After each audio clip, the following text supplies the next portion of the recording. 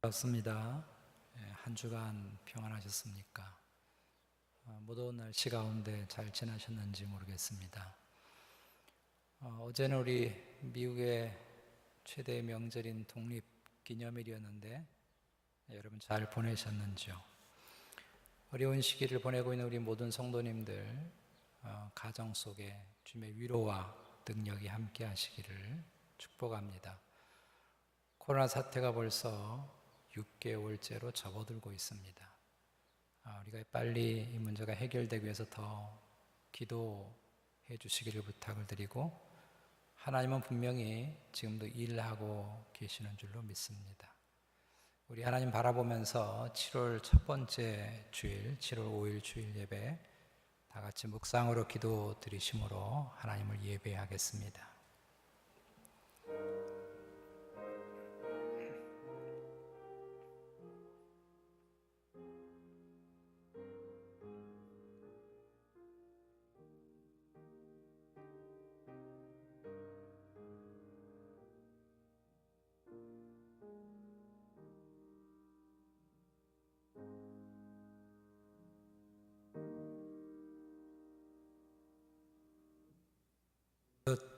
여호와를 의지하며 여호와를 의뢰하는 그 사람은 복을 받을 것이라.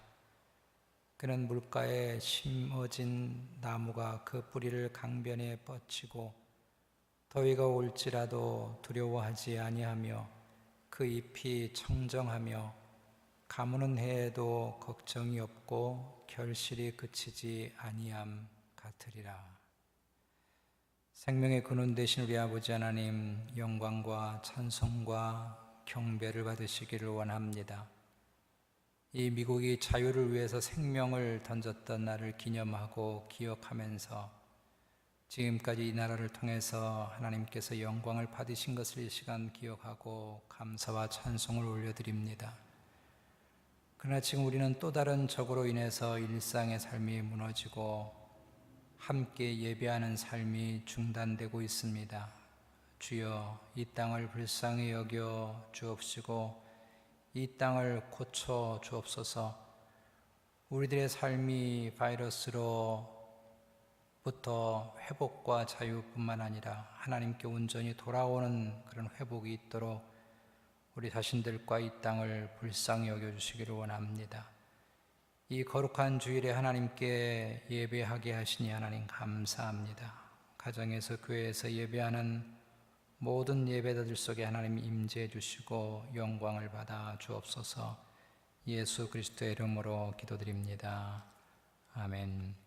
전능하사 천지를 만드신 하나님 아버지를 내가 믿사오며 그 외아들 우리 주 예수 그리스도를 믿사오니 이는 성령으로 잉태하사 동정녀 마리아에게 나시고 본디오 빌라도에게 고난을 받으사 십자가에 못 박혀 죽으시고 장사한 지 사흘 만에 죽은 자 가운데서 다시 살아나시며 하늘에 오르사 전능하신 하나님 우편에 앉아 계시다가 저리로서 산 자와 죽은 자를 심판하러 오시리라. 성령을 믿사오며 거룩한 공예와 성도가 서로 교통하는 것과 죄를 사하여 주시는 것과 몸이 다시 사는 것과 영원히 사는 것을 믿사옵나이다. 아멘. 찬송가 216장 찬송하겠습니다. 216장입니다.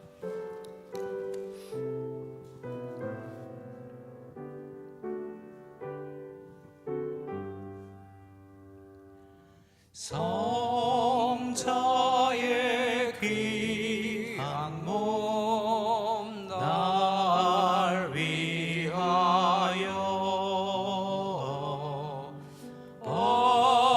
버리신 그 사랑 고백하리.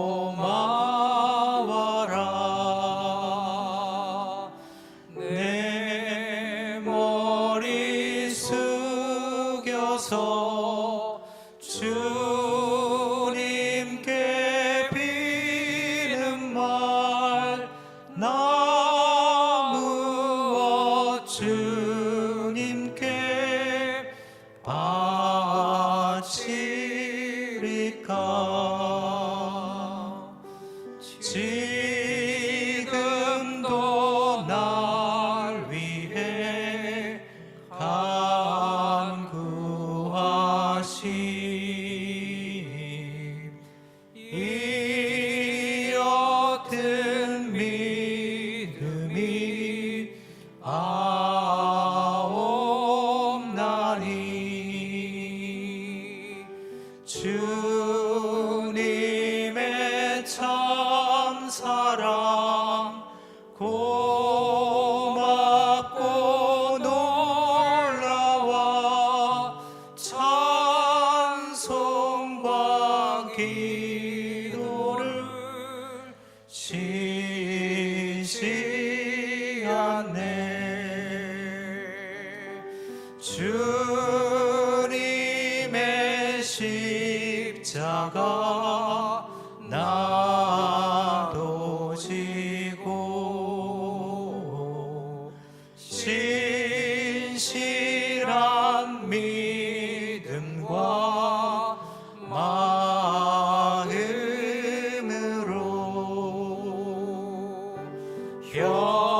형제의 사랑과 친절한 위로를 네게 나 베풀게 하옵소서.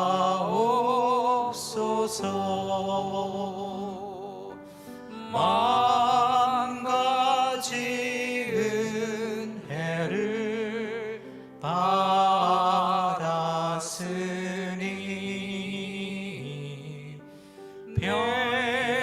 평생 슬프나 즐거우나 이 몸을 온전히 주님께 바쳐서 주님만 위하여 늘 살겠네.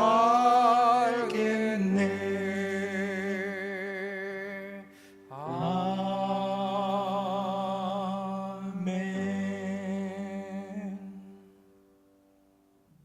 다 같이 기도하겠습니다. 사랑이 많으신 하나님 아버지, 이렇게 거룩한 주일날 주님 전에 모이게 하시고 주의 백성들이 주님 전에 모여 주님의 단 앞에서 경배와 찬양과 기도로와 예배로 모든 영광과 존귀를 귀하신 주님께 드리게 하여 주심을 감사드립니다. 이 시간 주의 거룩한 예배에 참석한 택하신 백성들에게 거룩한 영광으로 온전히 덮어주시며 우리 주 예수 그리스도의 놀라운 십자가 위에 건세와 그 권능을 덮여 주시고 오늘 거룩한 예배를 통해서 오직 하나님을 예배드리며 영광을 올려드리게 하여 주심을 감사드립니다. 주님, 지금 이 시간 우리의 죄와 허물을 통회하며 간구와 사모의 마음으로 우리의 모든 짐들을 십자가 앞에 내려놓게 하시고 그 모든 것들을 주님께서 기억하시고 우리의 심령 위에 세상이 감당할 수 없는 그 기쁨과 평안으로 충만케 하여 주시옵소서. 우리가 한마음 한뜻으로 주님께 찬양과 영광과 존귀를 드리오니 주님께서 기뻐 받아 주시옵시고 우리 모두가 새롭게 변화되는 시간이 되게 하여 주시옵소서. 주의 이름을 부르는 백성들 심령 위에 성령님의 기름 부음으로 지혜와 총명과 명철로 차고 넘치게 하여 주시옵소서. 목마른 사슴과 같이 가라앉은 우리 영혼들 위에 성령의 담비를 내리시어 시냇가의 버들과 같이 잎사귀가 마르지 않게 하시고 풍성한 열매가 넘치는 우리 모두가 되게 하여 주시옵소서. 사랑과 은혜가 충만하신 하나님 아버지, 우리가 한 주간 살아갈 때 많은 어려움이 있고 많은 고민들이 있습니다. 그 가운데 사람의 생각이 아닌 주님의 말씀으로 채워지게 하시오며 범사에 주님의 향기가 넘치게 하시오며 주님 기뻐하는 믿음으로 주님의 나라의 확장을 위하여 귀한 소명을 감당하는 저희들이 되게 하여 주시옵소서. 코로나 바이러스로 인하여 몇 개월 동안 주님, 우리가 많은 어려움들이 있습니다. 그 가운데 물줄과 질병으로 핍박당하는 피곤한 사람 심령들 위해 주님께서 친히 만져주시어 하나님의 사람으로 거듭나게 하셔서 세상 것이 아닌 하늘의 식량한 것을 위하여 기도하며 달려가는 그리스도의 아름다운 신부의 소명을 다하게 하여 주시옵소서. 또한 오늘도 강단위에 세우신 담임 목사님을 기억하여 주시오며 기름 부으심을 더하여 주시며 권능과 건세의 입술로 생명의 말씀을 선포하게 하여 주시옵소서. 또한 듣는 자마다 아멘으로 화답하여 위로부터의 축복이 차고 넘치게 하여 주시옵소서. 오늘도 귀한 은혜와 영광으로 충만하여 주님께 감사드리며 이 모든 영광 홀로 받아 주시옵소서. 모든 것 감사드리며 우리 주 예수 그리스도의 이름으로 기도드립니다.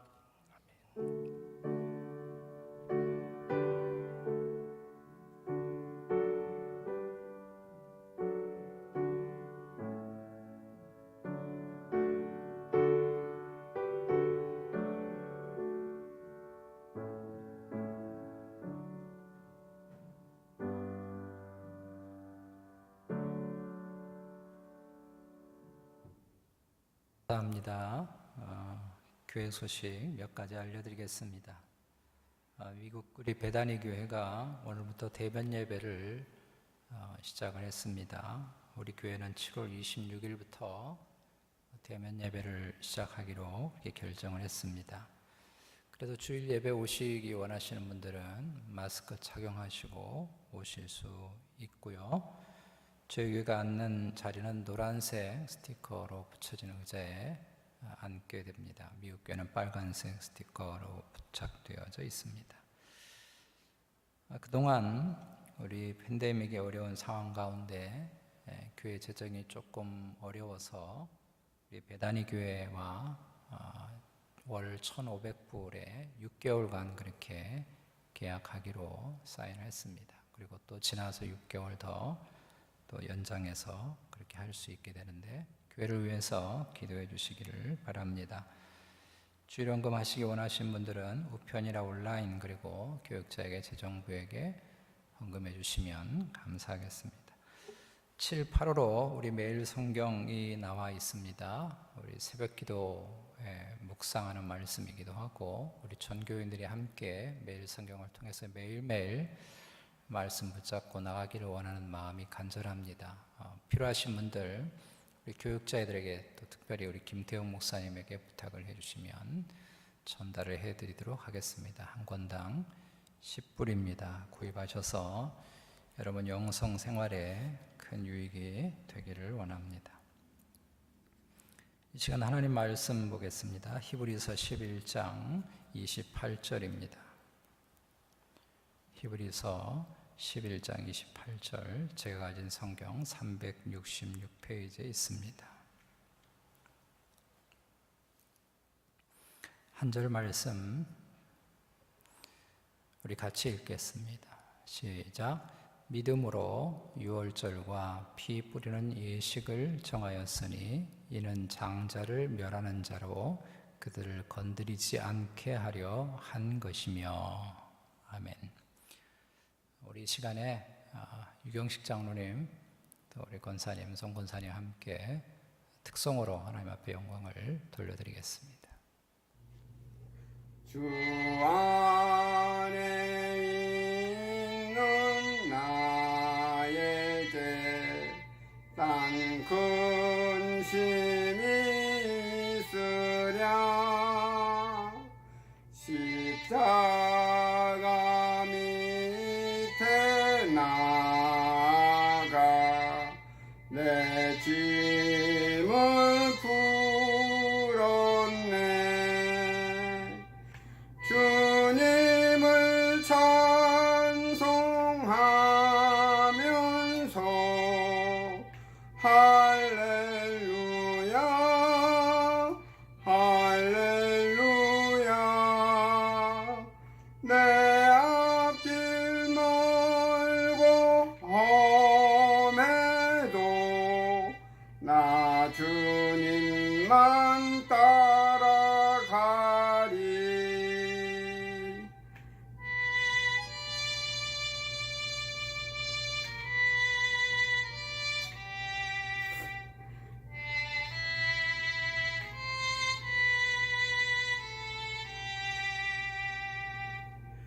내 주는 자비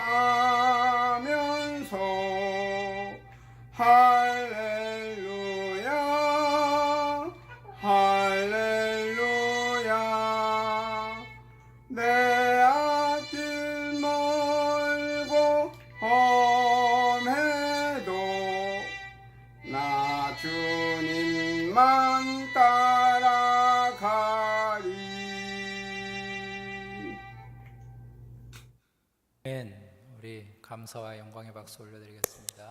고맙습니다. 우리 장로님, 권사님 감사합니다. 몇 년 전에 우리 오렌지 카운티에 거주하는 한 한인 여학생이 스탠포드 대학의 가짜 학생으로 밝혀져서 이민 사회를 깜짝 놀라게 한 일이 있습니다.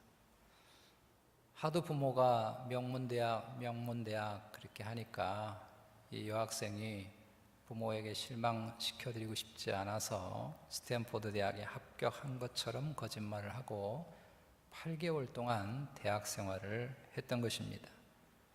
가짜 학생증을 만들어서 기숙사에서도 생활을 하고 도서관도 이용하고 수업도 듣고 심지어 ROTC에 입단을 해서 훈련까지 받았다고 합니다.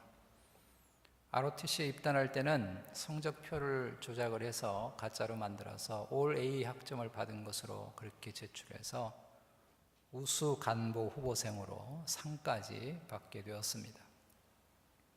훈련 기간에도 얼마나 성적이 좋았던지 아무도 이 여학생이 가짜 학생일 것이라고 꿈에도 생각하지 않았습니다. 그런데 기숙사 생활을 하는 같은 한인 학생들이 좀 이상하다고 생각을 해서 뒷조사를 하는 바람에 이 여학생이 가짜 학생이라고 하는 것이 들통이 났다는 것입니다. 한국에서도 종종 이런 일이 있는데요. 심지어 어떤 한 학생은 고등학교밖에 졸업하지 않았는데 서울대 법대를 무려 4년 동안 다녔습니다. MT도 가고 수업도 듣고 여자친구도 사귀고 수업 시간에 들었던 여러 법학에 대한 지식으로 법대생들하고 함께 토론도 하는데 전혀 밀리지 않아서 아무도 이 학생이 가짜 학생이라고 하는 것을 생각하지 못했다고 합니다. 그런데 4년 동안 아무도 의심하지 않고 이 학교 법대생 행세를 하면서 실제로 법대생으로 학교를 다녔습니다. 그런데 만약에 여러분 신앙의 세계에서도 이런 일이 있다면 얼마나 가슴 아픈 일이 되겠습니까? 교회도 열심히 다니고 성경도 잘 알고 직분도 있고 봉사도 열심히 했는데 나중에 주님이 너가 누구지? 나는 너를 알지 못하는데 라고 말씀하신다면 얼마나 비참한 일이 되겠습니까? 우리 주님은 산상수훈에서 실제로 이런 일이 있을 수 있다고 말씀하십니다. 예수님의 이름으로 능력도 행하고 이적도 행하고 선자 노릇도 했는데 주님이 나중에 나는 너를 도무지 알지 못한다. 불법을 행하는 자들아 나에게서 떠나가라 하는 사람이 있을 수 있다고 말씀하십니다. 얼마나 식은땀이 흐르는 무서운 말씀인지 모릅니다. 우리는 그동안 여러 가지 믿음의 증거들에 대해서 히브리서 11장을 통해서 말씀을 나누었습니다. 믿음은 두려움도 이기게 하는 특징도 있고 믿음은 가치를 알게 하는 특징도 있고 믿음은 미래를 지향하는 특징도 있습니다. 그러나 오늘 나눌 말씀에 등장하는 믿음이야말로 우리의 모든 믿음의 삶의 여정에서 가장 중요한 믿음이라고 할 수 있습니다. 아까 좀 전에 예를 들었던 가짜 학생처럼 그 학생이 아무리 실력이 뛰어나고 학교 생활을 아무리 잘한다고 할지라도 가장 중요한 것은 그 학교에 정식으로 입학을 하는 것입니다. 입학을 하지 않았다고 한다면 아무리 그 학생이 그 학교를 잘 알고 4년 동안 공부를 잘한다 할지라도 심지어 ROTC에 입단을 해서 상까지 받는다 할지라도 그 모든 것들은 아무런 의미가 없습니다. 마찬가지로 우리가 오랜 시간 동안 신앙생활하고 대단한 능력과 헌신을 한다고 할지라도 구원에 이르는 믿음이 없다면 그 다음에는 아무런 의미가 없는 것입니다. 그러므로 오늘 묵상하게 될 구원 얻는 믿음은 실은 논리상으로 모든 믿음의 맨 앞에 서야 합니다.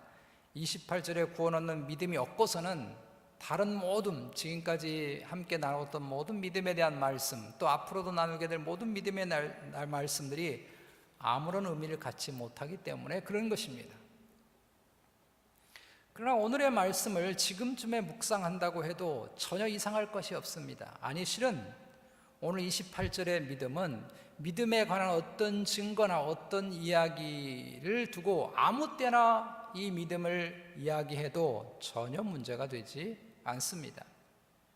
왜냐하면 우리는 믿음의 여정의 모든 순간들 속에서 늘 우리가 구원 얻은 믿음에 대한 진지한 질문을 우리 속에 늘 던져야 할 것이고 살펴보는 것이 매우 중요하기 때문입니다. 요즘 우리는 매일 성경을 통해서 베드로전서 말씀을 묵상하고 있습니다. 베드로전서는 로마 황제 중에서 가장 기독교를 핍박했던 네로 황제가 기독교를 박해하기 얼마 전에 쓰여진 성경입니다. 사도 베드로는 고난받고 살아가는 이 땅의 모든 나그네와 같은 그리스도인들에게 이 서신을 통해서 위로와 격려를 하려고 이 서신을 쓰게 됐습니다. 그런데 베드로는 그리스도인이 고난 중에도 기뻐할 수 있는 이유, 나그네 인생길에서 거룩하게 살아가야 할 이유, 악을 악으로 대항하지 않고 우리가 살아가는 모든 평생토록 하나님의 아름다운 덕을 선포해야 되고 나타내야 할 그 이유는 우리가 믿음의 결국인 영혼의 구원을 받았기 때문이라고 말씀합니다. 다시 말해서 우리의 믿음의 삶을 살아가는 모든 상황들 속에서 우리가 늘 붙들어야 하고 다시 점검해야 하고 다시 새롭게 해야 하는 것이 구원을 얻는 믿음이라는 것입니다. 이 구원 얻는 믿음 위에 다른 모든 믿음이 서게 되기 때문에 그런 것입니다. 피아노를 전공하신 분들은 날마다 치는 피아노 교본 중에 한홍이라고 하는 교본이 있습니다. 손가락 연습을 하는 그런 책인데요. 어떤 곡을 연주하든지 간에 피아노를 치시는 분들은 이 교본으로 항상 연습을 합니다. 기본이기 때문에 그런 것이죠. 이 기본은 한 번 쳤다고 끝나는 게 아닙니다. 평생토록 피아노를 치는 사람은 평생토록 이 기본을 늘 연습해야 합니다. 이 기본이 튼튼하지 못하면 어떤 곡도 연주할 수 없기 때문에 그런 것입니다. 에이브람 링컨은 말하기를 만약 나에게 나무를 베를 수 있는 시간이 8시간 주어진다면 나는 나를 가는 시간으로 6시간을 쓸 것이다는 말을 했습니다. 기본이 그렇게 중요하다는 것입니다. 많은 사람들이 나를 가는 시간은 얼마 사용하지 않고 나무를 찍을 생각만 이 땅에서 하고 살아갑니다. 무엇인가를 하겠다고 무엇인가를 이루겠다고 조급하게 생각하고 행동하죠. 그러나 도끼의 날이 서지 못하면 얼마 지나지 않아서 결국은 나무 베는 일을 포기하게 될 것입니다. 마찬가지로 우리들의 모든 믿음의 삶의 기초는 구원 얻는 믿음 위에 든든히 서는 것입니다. 우리의 삶에서 어떤 순간이 오든 다시 구원의 은혜를 붙들어야 합니다. 우리가 어떤 사역을 하든 어떤 비전을 품고 있든 어떤 헌신을 하든 어떤 문제를 만나든 어떤 상황을 겪든지 간에 우리는 항상 구원 얻는 믿음을 붙들어야 하는 줄로 믿습니다. 하나님께서 출애굽기 12장과 13장에서 이 유월절 오늘 말씀을 나누게 될 이 유월절을 행하라고 말씀하시면서 이 말씀의 첫 번째 말씀이 이 달은 너희에게 달의 시작 곧 해의 첫 달이 되게 하고 이렇게 말씀하셨습니다. 그리고 출애굽기 13장 4절에서 그 달 이름을 아빕월이라 부르게 하셨습니다. 아빕이라고 하는 말이 어린 이삭, 새싹이라는 뜻입니다.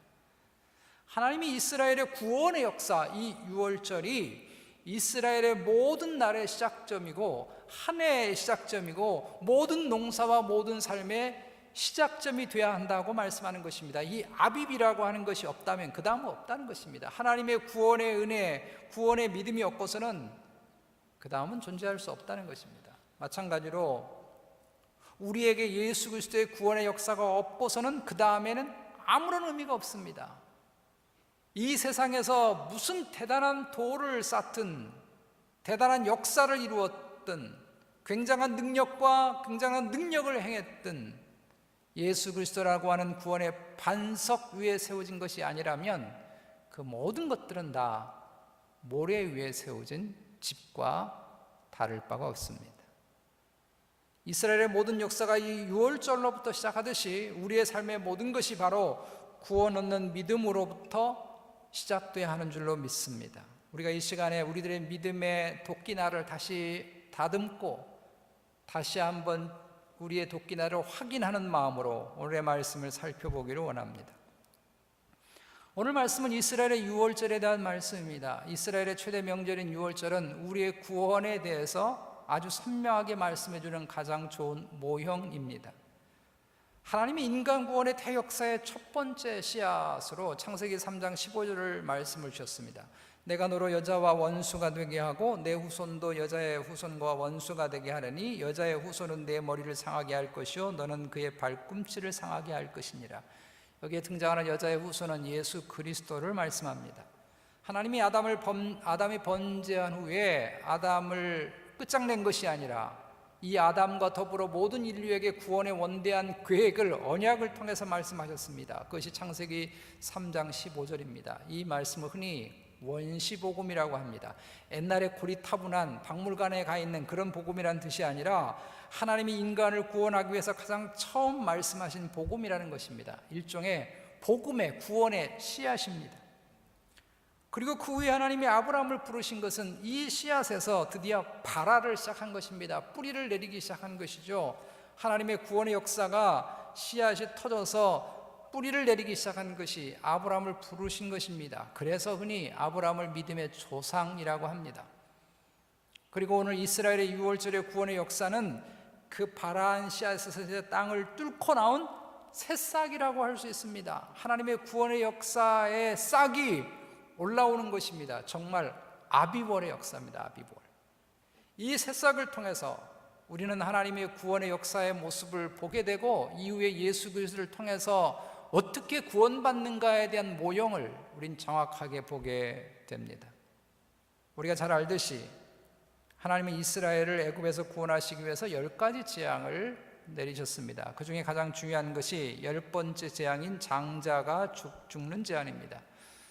장자는 모든 것을 대표하기 때문에 장자가 죽는다고 하는 것은 결국 모든 사람들이 다 심판을 받는다고 하는 의미입니다.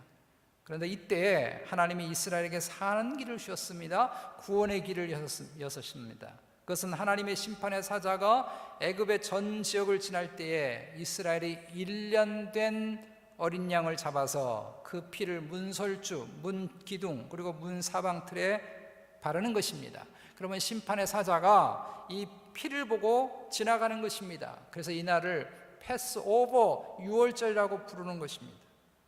설령 이스라엘 백성이라고 할지라도 그 문지방에 어린 양의 피가 없으면 반드시 심판을 받게 되는 것이죠.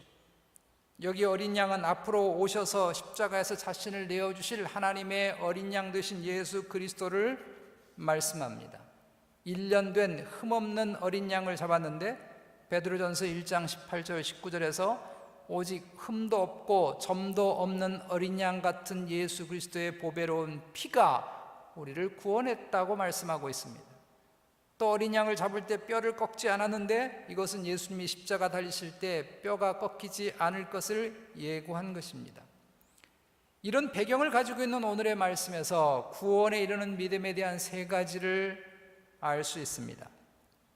가장 먼저는 우리가 구원에 이르는 길은 오직 하나님이 주도하신 하나님의 전적인 은혜와 사랑 때문이라는 것입니다. 오늘 말씀을 금방 읽으면 오해가 될 수 있는 부분이 있습니다. 다시 한번 28절을 주목해 보시면요, 믿음으로 6월절과 피 뿌리는 예식을 정하였으니, 여기 정했다고 하는 것, 6월절과 피 뿌리는 예식, 구원을 얻게 되는 예법, 법도를 정했다고 하는데 누가 정했다는 것입니까? 이스라엘 백성이 정했다는 것입니까? 우리가 정했다는 것입니까?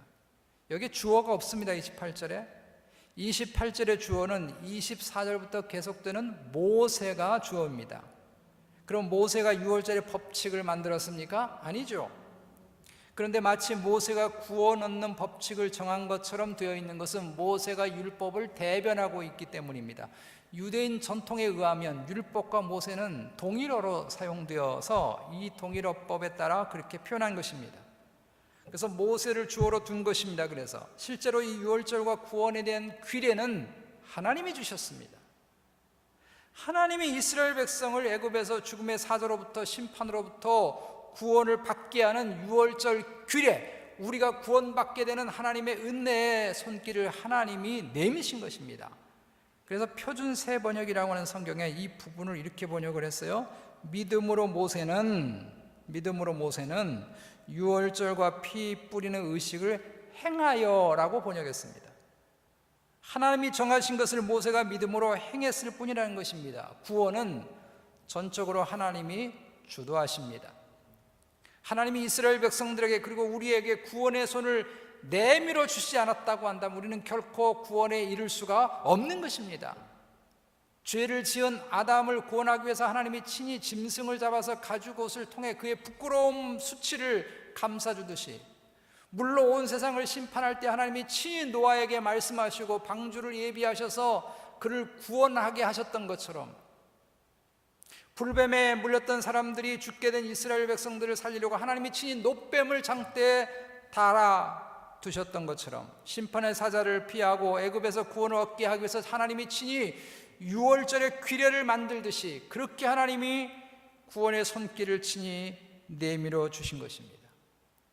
그러므로 우리에게 소망은 오직 하나님의 은혜와 사랑의 손길밖에 없는 줄로 믿습니다. 하나님이 그렇게 우리에게 은혜를 베풀지 않았으면, 하나님이 그렇게 우리를 사랑해 주시지 않았다고 한다면 우리는 결코 구원받을 수가 없었어요. 마태복음 20장에 포도원 일꾼에 대한 예수님의 비유가 있습니다. 어떤 포도원에 추수할 일꾼이 부족해서 이른 아침부터 장터에 나가서 놀고 있는 사람들을 포도원 일꾼으로 포도원에 불렀다는 것입니다. 그렇게 해서 아침 6시부터 시작해서 9시, 12시, 3시, 심지어 6시 끝나기 1시간 전인 오후 5시에도 일꾼을 불렀습니다. 일이 다 끝나는 6시가 되고 나서 주인이 온 사람 일꾼들에게 품삯을 지불하는데 마지막에 왔던 오후 5시에 왔던 사람에게 한 데나리온을 주었다는 것입니다. 그래서 아침 6시부터 온 사람들의 마음이 완전히 붕 떴습니다. 야, 나는 1시간이라고 한 데나리온 하루 품삯을 받는데 도대체 나는 얼마나 받게 되는 거야? 그런데 주인이 처음 온 사람에게도 똑같이 한 데나리온을 주었다는 것입니다. 처음 와서 일했던 사람들이 항의를 했습니다. 우리는 하루 종일 떼약볕에서 고생을 하면서 일을 했는데 왜 우리를 동일하게 대우를 하느냐? 주인의 처사가 불공평하다는 것입니다. 당연히 불공평해 보이죠. 이런 주인이라면 어디 가서 일하겠어요? 그런데 주인은 놀랍게도 이렇게 불평하는 친구들이 잘못이라고 책망하십니다. 주님이 그것을 말씀하시면서 이것이 하나님의 나라라고 말씀합니다. 여러분, 그럼 하나님의 나라가 불공평하다는 것일까요? 이 비유에서 정말 중요한 것은 이들 일꾼은 모두가 주인이 불러주지 않았다고 한다면 하루 종일 놀고 있었던 사람들이라는 것입니다. 여기 논다고 하는 것은 인생의 의미와 생명을 잃고 살아가는 존재라는 것입니다. 그 사람이 세상에서 아무리 대단한 것을 가지고 있든, 아무리 부자든, 아무리 굉장한 일을 했든지 간에 하나님을 만나지 못한 사람이라고 한다면, 예수 그리스도의 십자가가 없는 사람이라고 한다면 그 사람은 노는 사람입니다. 진정한 삶의 의미와 가치가 없는 사람이에요. 마치 수학에서 어떤 수가 있든지 거기에 0을 곱하게 되면 모두가 다 0이 되는 것처럼, 내가 세상에 그 어떤 것을 가지고 있다고 할지라도, 세상에 그 무엇을 이루었다고 할지라도 구원의 은혜를 받지 못했다고 한다면, 불러주신 하나님의 불러주신 은혜를 입지 못했다고 한다면 모든 건 다 곱하기 0이에요.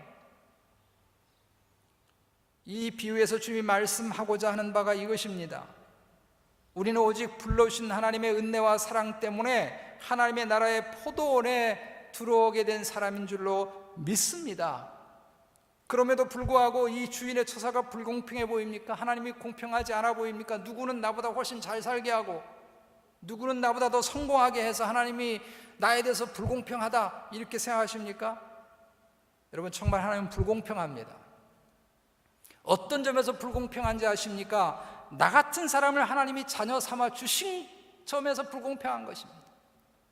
나 같은 사람을 구원해 주신 것에서, 나 같은 사람을 하나님 나라 포도원의 일꾼으로 불러주신 것에서 여러분 불공평해요. 왜 그런가 하면 세상에 나보다 훨씬 인격적이고 훨씬 나보다 착하고 훨씬 괜찮은 사람들 너무 많습니다. 여러분, 그렇지 않습니까? 그런데 하나님이 나 같은 죄인, 나 같은 희망 없는 사람, 아무런 인생의 의미와 가치 없이 살아가는 우리들을 하나님의 자녀로 불러주신 것이고 하나님 나라의 일꾼으로 우리를 삼아주신 것입니다. 저는 목회하면서 저보다 훨씬 뛰어나고 훨씬 인격적인 분들을 많이 보았습니다. 그런 분들을 대할 때마다 제가 목사라고 하는 것이 부끄러울 때가 너무 많습니다. 그래서 강단에서 하나님 말씀을 전하고 가르칠 때마다 제가 늘 감사합니다. 찬송가 310장의 가사처럼 하나님의 은혜로 이 쓸데없는 자 왜 구속하여 주는지 난 알 수 없도다. 이렇게 고백하지 않을 수밖에 없습니다.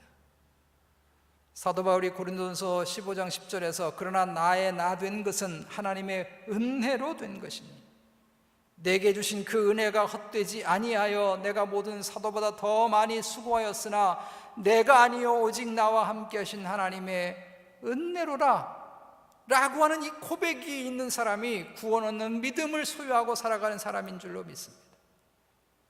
우리가 잘나서 여기 있는 것도 아니고요, 우리가 착해서 구원받은 것도 아니고, 우리가 뛰어나서 하나님의 나라의 포도원에서 일하는 일꾼이 된 것이 결코 아닙니다.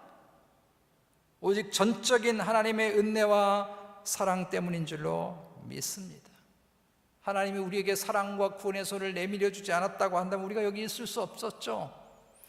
우리는 신앙생활하면서 어떤 믿음을 이야기하면서 항상 이 구원 얻는 믿음이 내게 어떻게 주어졌는가 하는 것을 결코 잊어서는 안 됩니다.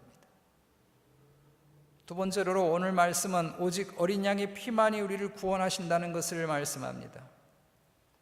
6월절에 이스라엘 백성들이 급하다고 양 잡기 너무 힘들다고 옆에 있는 닭이나 잡아서 피로 뿌려야 되겠다. 닭피나 양피나 뭐 똑같이 빨간 것인데 이렇게 닭피를 만약에 뿌렸다면 여러분 구원받을 수 있을까요? 오직 1년 된 흠없는 어린 양의 피만을 발라야 합니다. 우리를 구원하시는 이는 오직 예수님밖에 없음을 말씀합니다. 오직 십자가의 능력 외에는 우리가 구원받을 수 없는 줄로 믿습니다. 하나님이 우리에게 구원을 주실 만한 다른 이름을 우리에게 결코 제공하신 적이 없습니다. 그래서 구원 얻는 믿음이란 마치 이스라엘 백성들이 6월절에 그 어두운 밤에 밖에 문지방에 발라놓았던 어린 양의 피만을 의지하고 바라고 붙들었던 것처럼 우리가 구원 얻는 믿음이라고 하는 것은 그렇게 주님만을 의지하고 주님만으로 만족하고 주님만을 붙드는 믿음인 것입니다. 언젠가 김동호 목사님 그래서 자신이 살아온 삶을 돌아보면서 하나님께 주님, 저에게 너무 지나치십니다, 이렇게 고백했다는 글을 읽고 제가 감동을 받은 적이 있습니다. 너무 지나치시다고 하는 게 너무 많은 걸 주셨다는 것이죠. 하나님이 자신에게 너무 많은 걸 주셨다는 것입니다. 살아오면서 왜 어려운 일이 없겠으며 살아오면서 왜 낙심되는 일이 인생을 살면서 없겠습니까? 그러나 돌아보면 하나님의 사랑이 자신에게 너무 과분했다는 것입니다. 어느 날 김 목사님이 자신에게 있는 모든 것을 다 잃어버린다는 상상을 해보았대요. 아내도 떠나고 돈도 다 잃어버리고 심지어 자식들도 자기를 떠나고 자기가 하고 있는 목회지도 자기가 잃어버리고 자기 건강도 잃어버리고 다 하나하나 잃어버리고 맨 마지막에 예수님만 남았을 때 나는 과연 행복할 수 있을까 물었답니다. 상상해 보았답니다. 그랬더니 그래도 너무 행복할 것 같았답니다. 그래서 고백했습니다. 주님, 저에게 너무 지나치십니다. 저에게 너무 과분하셨습니다. 우리는 이미 지나친 사랑을 받았습니다. 주님 한 분만으로도요 이미 충분한 사랑을 받았습니다. 주님이 우리에게 모든 것을 다 빼앗아 간다 할지라도 욥처럼 주신 이도 여호와시고 가져가신 이도 여호와시오니 제가 하나님만을 여호와만을 찬송할 뿐입니다 라고 노래할 수 있는 사랑을 우리 모두가 받았습니다. 이 고백, 이 노래가 우리의 것 되기를 축복합니다. 이 고백이 있는 사람이 구원의 믿음을 가지고 살아가는 사람이라는 것입니다. 우리의 유일한 구원자이신 예수님 때문에 시편 23편에서 다윗이 내 잔이 넘치나이다 고백했던 이 고백이 저와 여러분의 고백이 되기를 원합니다. 마지막 세 번째로는 우리에게는 어린 양의 피를 바르는 믿음이 필요합니다. 오늘 말씀에서 애굽에 내린 무서운 재앙을 피해서 구원을 얻는 사람들은 하나님이 정하신 유월절의 규례를 믿음으로 받고 그 말씀에 따라 순종한 사람들이었음을 증거하고 있습니다. 유월절은 철저하게 믿음이 요구됩니다. 이성적인 판단을 해가지고는 살 수 없는 거예요. 어린 양의 피를 문선주에 발랐다고 죽음을 면해? 그럼 무슨 상식적으로, 의학적으로, 과학적으로 맞는 얘기야? 이렇게 생각하면요, 1년 된 어린 양의 피를 문설주에 바를 수가 없어요. 이성적으로는 죽음의 사자를 이기려면 강력한 군대를 동원하든지 탁월한 의사를 동원하든지 해야 할 것 아닙니까? 실제로 10계라는 영화를 보면 이 재앙의 경고를 받은 바로 왕이 정말 자신을 지키는 모든 군대를 총동원해서요, 자기의 맏아들도 다 지키게 하고 자기 궁궐도 지키게 하고 자기 주위를 다 지키게 합니다. 그러나 여러분, 애굽의 최정예 군대로도 죽음의 사자를 이길 수가 없었습니다. 하나님의 죽음의 사자가 지나가니까 그 파라오의 장남이 맏아들이 죽었어요. 하나님의 무서운 심판을 피할 도리가 없었습니다. 인간의 죄의 결과인 죽음을 인간이 피할 수 있을까? 아니요, 네버. 아무도 피할 수 없어요. 이 세상에 어느 누구가 하나님의 심판을 피할 수 있겠느냐고요.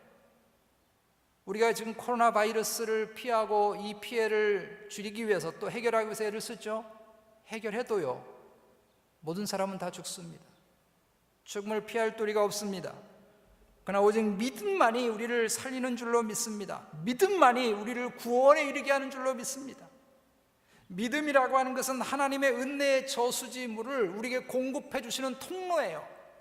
하나님의 은혜가 너무 풍성하고 하나님의 사랑이 이루 말할 수 없이 크다고 할지라도 믿음이 없으면 그 은혜와 그 사랑이 내게 전달될 수가 없는 것입니다. 오직 믿음만이 그 은혜를 입는 것이고 그 구원을 이루는 줄로 믿습니다. 왜 사도 바울이 이미 구원받은 로마에 있는 성도들에게 다시 복음을 설명하는 로마서를 썼는 줄 아십니까? 믿음이 약해져 있기 때문에 그런 것입니다. 왜 사도 베드로는 흩어진 그리스도인들에게 다시 구원의 은혜를 강조하고 있는지 아십니까? 오직 믿음만이 그 구원과 불화살과 같은 고난을 이길 수 있기 때문입니다. 오직 믿음만이 우리를 분명한 구원의 은혜 가운데 굳게 세우는 줄로 믿습니다. 어떤 순간이 와도 믿음으로 하나님의 은혜와 사랑을 온전히 신뢰하고, 어떤 순간이 와도 믿음으로 예수 그리스도의 은혜를 단단히 붙잡고 나아가서 그 은혜의 풍성함을 우리 모두가 누리게 되기를 주의 이름으로 축복합니다. 말씀을 맺습니다. 저는 지난주에 우리 박상준 전사님이 특송하신 선한 능력이라고 하는, 능력으로라고 하는 이 찬양을 한 주 내내 들었습니다. 너무 좋아서. 원래 이 찬송은 독일 찬송이에요. 그래서 제가 독일어는 아무것도 모르지만 독일어로 된 찬송도 계속 들었습니다. 이 찬송의 가사는 히틀러 정권에 대항했던 디트리 본 회퍼 목사님의 사형 집행을 얼마 앞두고 있었을 때 그의 약혼자에게 보낸 시였습니다. 본 회퍼 목사님은 모든 것이 희망이 안 보이는 그 감옥과 언제 사형을 당할지 모르는 절망적인 상황에서도 그 시에서 끊임없이 소망과 희망과 기쁨을 노래하고 있는 것에 깊은 감동을 받았습니다. 그 선한 힘이 우리를 감싸시니 믿음으로 일어날 일 기대하네. 주 언제나 우리와 함께 계셔 하루 또 하루가 늘 새로워. 선한 힘이 무엇일까요? 그 절망의 장소에서, 그 절망의 순간에서 그로 하여금 하루가 또 하루가 늘 새롭다고 노래할 수 있는 그 힘, 그 능력이 무엇일까요? 그것은 주님이 주시는 구속의 은혜입니다. 주님이 약속하신 구원을 이루실 것을 확신하는 그 능력이, 그 선한 능력이 본회포 목사님으로 하여금 감옥에서도 사형을 앞두고 있는 상황에서도 기쁨과 평화와 소망을 노래하게 하는 것입니다. 하나님의 구원의 은혜의 능력으로 인해서 믿음으로 일어날 것을 기대하게 하는 것입니다. 하나님이 구원을 베푸시는 그 은혜와 능력으로 인해서 하루가 또 하루가 새롭다고 고백하는 것입니다. 사도 베드로는 베드로전서의 고난 중에 있는 성도들에게 우리의 결국은 영광스러운 구원에 이르게 될 것을 강조하면서, 우리가 인간인지라 때로 고난을 당하면 잠시 근심하지 않을 수 없으나 이 구원의 믿음을 통해서 우리가 기뻐할 것이라고 유로했습니다. 비록 지금은 코로나로 인한 고통과 불안이 우리의 삶에 있지만 그 어떤 풍랑, 아픔, 고통, 절망의 순간이 찾아온다 할지라도 결코 우리를 하나님의 사랑과 구원의 은혜에서 끊을 것이 이 세상에 아무것도 없는 줄로 믿습니다. 누가 우리를 그리스도의 사랑에서 끊으리요? 환난이나 곤고나 박해나 기근이나 적신이나 위험이나 칼이랴? 내가 확신하노니 사망이나 생명이나 천사들이나 권세자들이나 현재이나 장래이나 능력이나 높음이나 깊음이나 다른 어떤 피조물이라도 우리를 우리 주 그리스도 예수 안에 있는 하나님의 상에서 끊을 수 없으리라. 이 구원의 은혜를 단단히 믿음으로 붙들기를 바랍니다. 우리에게 그 어떤 순간이 온다고 할지라도, 어떤 상황이 있다 할지라도 구원의 은혜를 다시 붙들기를 바랍니다. 그래서 우리 모두가 하박국 선지자의 노래처럼 어떤 절망의 순간에도 구원의 하나님을 노래할 수 있기를 바라고, 보은해퍼 목사님처럼 어떤 어둠의 순간에도 기쁨과 평화와 소망을 말할 수 있고 노래할 수 있게 되기를 축복합니다. 우리는 어디서 출발한지 확실한 알파가 분명한 사람들이고, 동시에 우리가 어디에 도착할지 너무 분명한 영광스러운 구원의 미래가 이미 준비되어 있는 우리의 오메가가 확실한 나그네들입니다. 순간순간 매일매일 우리에게 구원을 가져다 주신 하나님의 사랑과 은혜를 우리가 굳게 붙들고, 우리를 위해서 희생하신 어린 양 되신 예수 그리스도를 굳게 붙드는 믿음으로 우리 모든 상황들을 잘 이기고 승리해가는 우리 모두가 되시기를 주님의 이름으로 축복합니다. 이 시간 우리 말씀 기억하면서 찬송가 288장 우리들의 고백으로, 우리들의 간증으로 이 찬양 올려드리겠습니다. 288장입니다.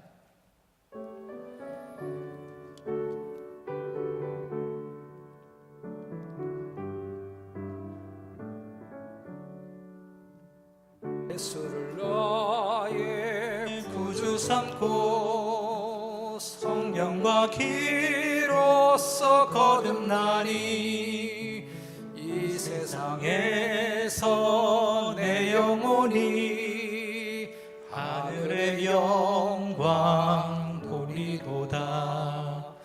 이것이 나의 간증이요, 이것이 나의 찬송일세.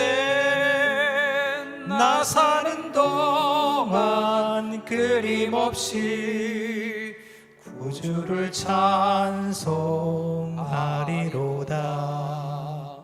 온전히 주께 맡긴 내 영, 사랑의 음성을 듣는 중에 천사들 왕래하는 것과 하늘의 영광 보리로다.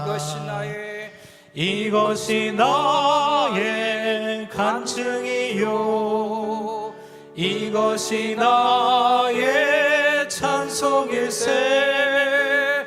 나 사는 동안 끊임없이 구주를 찬송하리로다.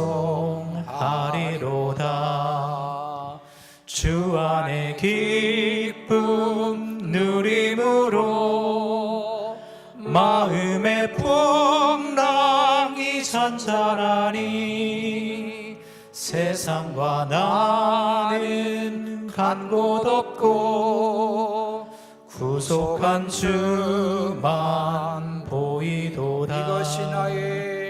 이것이 나의 간증이요, 이것이 나의 찬송일세. 나 사는 동안 끊임없이 구주를 찬송하리로다.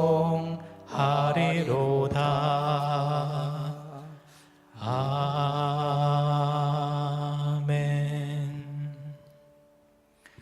참 참 생명과 소망과 구원이 되신 우리 아버지 하나님, 아무런 소망이 없는 우리를 하나님의 자녀 삼아주시고 하늘의 은혜도 날마다 공급해 주시고 채워주신 것 진심으로 감사합니다. 비록 불같은 시험과 환난과 어려움이 있다고 해도 우리에게 있는 영광스러운 구원의 은혜를 우리가 꼭 붙들고 이기면서 살아갈 수 있도록 성령 하나님 우리를 붙들어 주시기를 원합니다. 하나님이 주시는 은혜와 선하신 능력으로 믿음으로 이 세상을 담대하게 살아갈 수 있도록 하나님 우리에게 힘주시고 은혜를 베풀어 주옵소서. 이 시간도 하나님의 은혜를 기억하고 갚을 수 없는 사랑 물질 속에 담아 주님 앞에 올려드립니다. 드린 모든 손길들을 기억해 주시기를 원합니다. 모든 것이 다 하나님의 것인 줄 믿고 11조로 감사한 제목이 있어서 감사 헌금으로 주일 헌금으로 올려드리는 모든 손길들 하나님 사랑해 주시고 어려운 이때에 하나님 은혜 베풀어 주셔서 하늘의 이슬과 땅의 기름짐이 넘쳐나는 모든 가정들 될 수 있도록 인도해 주옵소서. 주여 특별히 미국 땅을 불쌍히 여겨주시기 원합니다. 하나님 여전히 일하고 계시는 줄로 믿습니다. 하나님 안에서 온전히 회복되는 이 땅이 될 수 있도록 은혜를 베풀어 주옵소서. 특별히 우리 열린교회를 붙들어 주시기 원합니다. 하나님 나라를 위해서 아름답게 하나님의 아름다운 덕을 이 세상 가운데 선포하는 능력 있는 교회가 될 수 있도록 하나님 사용하여 주시옵고 우리가 함께 모여서 예배하고 함께 교제하고 함께 하나님 앞에 영광을 돌릴 때마다 이곳에 하나님의 임재가 가득 넘치는 교회가 될 수 있도록 주여 축복하여 주옵소서. 또 우리가 한 주간을 이 어려운 세상에 살아가게 될 터인데 우리 모든 성도들 삶을 지키시고 붙들어 주시고 특별히 건강을 붙들어 주옵소서. 예수님의 이름으로 기도드립니다. 아멘. 우리 마지막 찬양 405장 1절 주의 친절한 팔의 안기세 405장 1절 찬양하겠습니다. 우리 주님의 품이 주님의 팔이 우리를 꼭 붙들어 주시기 원하는 마음으로 이 찬양하겠습니다.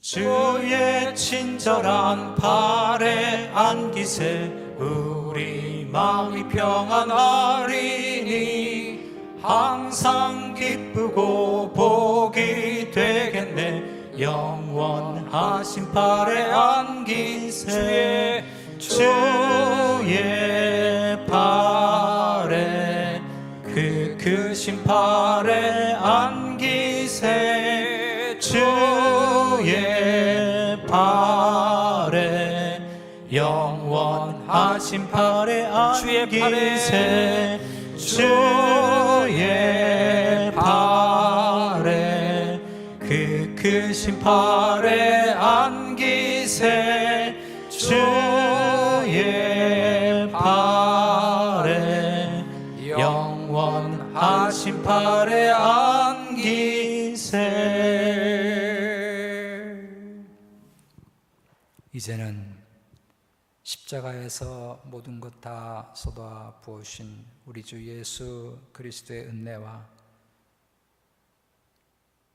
우리를 사랑해 주신 우리 아버지 하나님의 말로 다 알 수 없는 그 극진하신 사랑과 성령 하나님의 돌보시고 함께 하시고 붙드시고 역사해 주시는 은총이 이 험한 세상 가운데 구원을 확신하는 믿음으로 구원 얻는 그 놀라운 믿음으로 이 세상을 이겨나가기를 다짐하고 소원하는 모든 성도들 위해 이제로부터 영원토록 함께 계실지어다. 아멘.